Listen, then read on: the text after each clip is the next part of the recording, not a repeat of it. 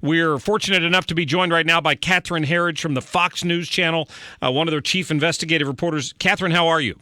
Fine. Thank you for having me. Absolutely. I don't know if I'm behind the curve here or not. Is what we've learned about the president maybe not telling the whole truth about the Clinton email situation? Is that the newest revelation from WikiLeaks today? The thing that really has my attention, and maybe your listeners want a little context here, is what we're seeing in the WikiLeaks documents is how March of 2015 is really a pivotal month, not only in the investigation, but also for the Clinton campaign. It's in that month that we had the president's statement that he learned about Hillary Clinton's use of private email, a server through news reports. You can sort of slice and dice that comment because I guess you can make the argument that, HillaryClinton.com or ClintonEmail.com, whatever you want to say, you wouldn't necessarily know it was a server, but I find that a little disingenuous. Right. But it's also the same month that we now see these emails from WikiLeaks where the campaign is in full damage control mode. They understand that there are no good answers here and that this was an issue that they should have gotten out long before they were entering the sort of critical 18 months leading up to the election itself. I thought Bill O'Reilly made a good point last night that, there's a pretty good chance the president doesn't read his own emails. So maybe he didn't realize it was a Clinton mail address. I mean, I guess that could be the excuse they could use. Here's what I would say about that is I have a contact who was very senior in the intelligence community and was very familiar with the setup of President Obama's sort of high-security BlackBerry that he was using. It's kind of like the Brinks truck of BlackBerries. And the reason that it took so much effort to reinforce this device is that they wanted to take out its ability to geolocate somebody, because this would be an incredible risk for the president. But what this individual told me is that this device, you would have to configure to accept certain email addresses. It would have what's called a so-called whitelist. So these are vetted and approved email addresses that the device will accept. Everything else it will essentially bump back out again.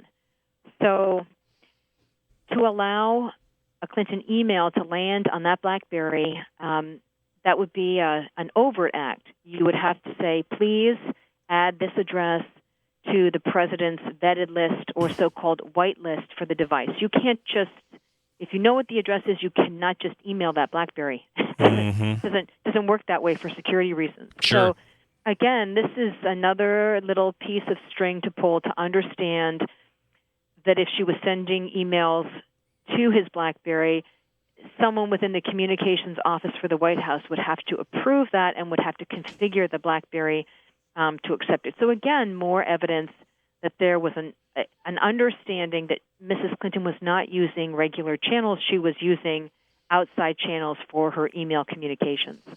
About the people that surround her, Catherine, Cheryl Mills does not come out of this looking very good because in the email where it's suggested that they were trying to get away with it, Mills is an attorney. She's been around the block a few times. I'm assuming if Hillary Clinton gets elected, she's going to have a pretty senior position in this new administration.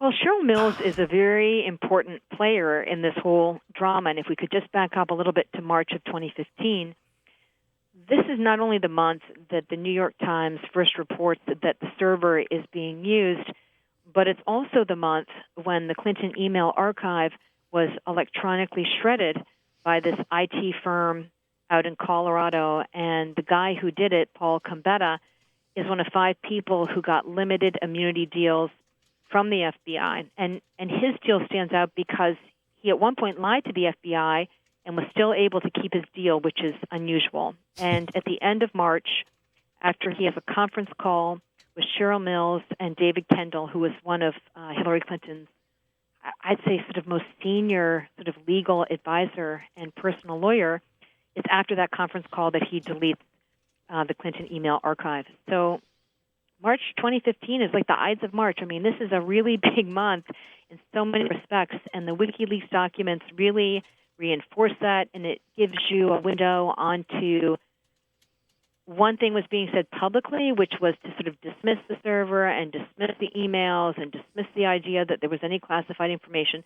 But behind the scenes, there was a lot of heartburn, to say the least, about the use of this server and why this information had not been pushed out a lot earlier to avoid problems in the campaign. Catherine, I know we've got to let you go. One last question. Do you expect anything big from WikiLeaks prior to November 8th? Boy, bigger. I just don't know. I